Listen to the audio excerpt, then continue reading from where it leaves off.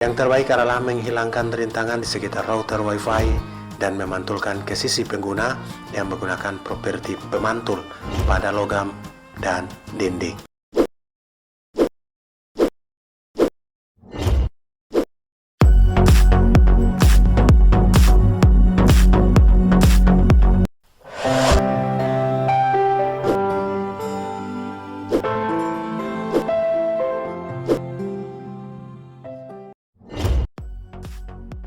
Rumah-rumah Anda yang lantai 1, lantai 2 ataupun bertingkat, jadi pancaran vertikalnya jauh lebih bagus jika kita mengatur antena pada posisi horizontal seperti ini. Ini jauh lebih baik memancarkan sinyal Wi-Fi dalam posisi vertikal. Jadi posisi tidur atau horizontal ini dia akan mancar Wi-Fi secara vertikal. Oke sahabat tir, jika yang satu juga kita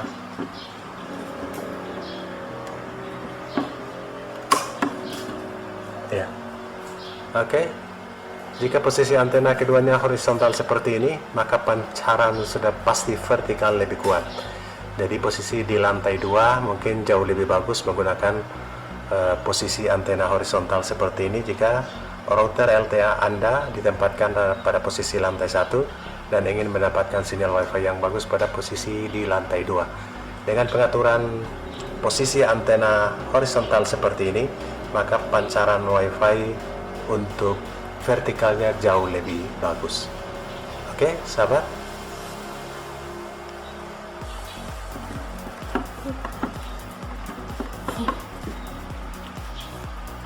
Ya, oke sahabat tir, posisi vertikal memancarkan sinyal Wi-Fi secara horizontal lebih kuat. Oke, kita akan bahas tentang bagaimana jarak dan kekuatan pancaran Wi-Fi dari 2,4 GHz dan 5 GHz. Oke sahabat, setelah tahu tentang posisi antena baik vertikal maupun horizontal, maka kita perlu membahas tentang gelombang radio. Penting untuk diketahui tentang Wi-Fi. Jika Anda tahu cara menggunakan Wi-Fi, Anda harus memahami karakteristik yang mungkin berguna untuk memecahkan masalah. Selama Wi-Fi menggunakan gelombang radio yang merupakan benda yang tidak terlihat, ada gunanya untuk mengetahui propertinya. Sahabat IR, menggunakan Wi-Fi tetapi gelombang radio tidak ada harapan. Namun jika Anda mengetahui karakteristik gelombang radio, maka Anda dapat meningkatkan kemampuan melewatkan gelombang radio dengan merancang lokasi pemasangan router Wi-Fi serta posisinya. Pertama-tama mari kita ketahui bahwa standar IEEE 802.11ac yang saat ini digunakan di arus utama menggunakan frekuensi yang sangat tinggi dari pita 5 GHz. Protokol sebelumnya IEEE 802.11n yang merupakan arus utama pendukung pita 5 GHz maupun pita 2,4 GHz dan menggunakan frekuensi yang lebih rendah. Pita 2,4 GHz adalah frekuensi ultra high frekuensi, tetapi pita 5 GHz termasuk ke dalam kategori gelombang mikro, super high frekuensi atau SHF, dan karakteristiknya sebagai frekuensi yang berbeda dengan getaran gelombang radio pun berbeda, antara 2,4 GHz dan 5 GHz. Semula gelombang radio langsung mengalir jika tidak ada halangan dan dilemahkan menurut jaraknya. Semakin jauh, gelombang radio semakin melemah. Bahkan, gelombang radio bisa diterima, internetnya tidak jalan, berarti gelombang radionya saja yang diterima, datanya tidak ada. Gelombang radio menentukan ketika mengenai logam, sehingga terpantul, tetapi menembus kayu, kertas, kaca, dan lain-lain sebagainya. Gelombang radio hanya terpantul jika terkena logam. Oleh karena itu antena menggunakan logam dan memiliki sifat bahwa gelombang radio mencapai sisi lain dari rintangan. Sahabat IR, karena sifat gelombang radio inilah radio portable dapat menerima siaran FM bahkan di dalam ruangan. Namun radio yang menggunakan frekuensi yang jauh lebih rendah daripada Wi-Fi dan tidak begitu rentan terhadap interferensi. Inilah radio FM. Dengan meningkatnya frekuensi, semakin dekat dengan karakteristik dan karakteristik lurus dari pantulan gelombang radio menjadi lebih kuat. Selain itu, semakin tinggi frekuensinya, semakin kuat karakteristiknya dan semakin rendah peredamannya. Semakin pendek jaraknya pada frekuensi yang rendah, itu kebalikannya. Dengan kata lain, jika output dan gain antena sama, semakin rendah frekuensinya, semakin tidak stabil pantulannya. Tetapi entah bagaimana gelombang ini bekerja untuk menjangkau jangkauan yang lebih jauh. Oke sahabat IR, gelombang radio Wi-Fi melewati kaca, bisa melewati kayu, bisa melewati kertas. Jadi Anda tidak perlu terlalu khawatir karena dapat digunakan di tempat-tempat dengan kaca.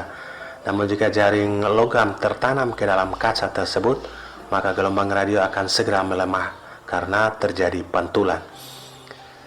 Kesimpulan berdasarkan sejauh ini adalah bahwa pita 2,4 GHz menjangkau lebih jauh daripada pita 5 GHz, lebih rentan terhadap berbagai hal, tetapi karakteristik adalah dapat menjangkau secara stabil pada jarak yang dekat.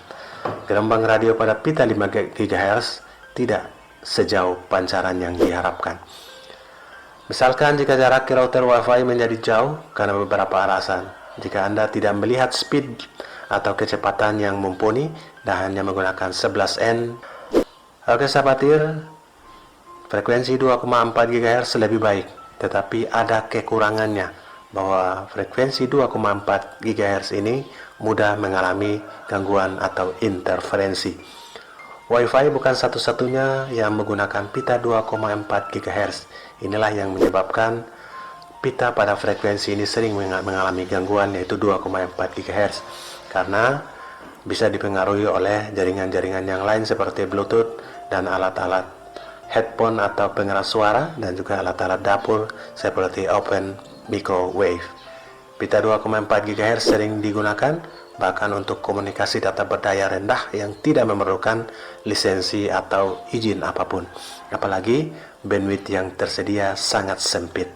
Jika Anda mendapatkan sinyal Wi-Fi di dalam ruangan yang bagus, maka cegahlah tembus Wi-Fi keluar dengan memasang pantulan berupa tilai yang berlogam. Dengan memanfaatkan properti yang reflektif, ini jauh lebih baik, memungkinkan untuk pengiriman gelombang radio lebih jauh ke dalam. Oke sahabat IR, dengan kata lain, ini memantulkan ke dalam ruangan, jadi bagus Wi-Fi di dalamnya. Oke sahabat IR, akan lebih efisien jika Anda menghubungkan ruangan dengan LAN atau kabel LAN lewat Ether RJ45 dan mendapatkan titik Wi-Fi di setiap ruangan. Akan berhasil pancaran gelombang radio Wi-Fi-nya. Yang terbaik adalah menghilangkan rintangan di sekitar router Wi-Fi dan memantulkan ke sisi pengguna yang menggunakan properti pemantul pada logam dan dinding. Oke sahabat IR, terima kasih sudah mensupport Munir TV. Silakan klik subscribe, like, dan share ke teman Anda. Assalamualaikum warahmatullahi wabarakatuh.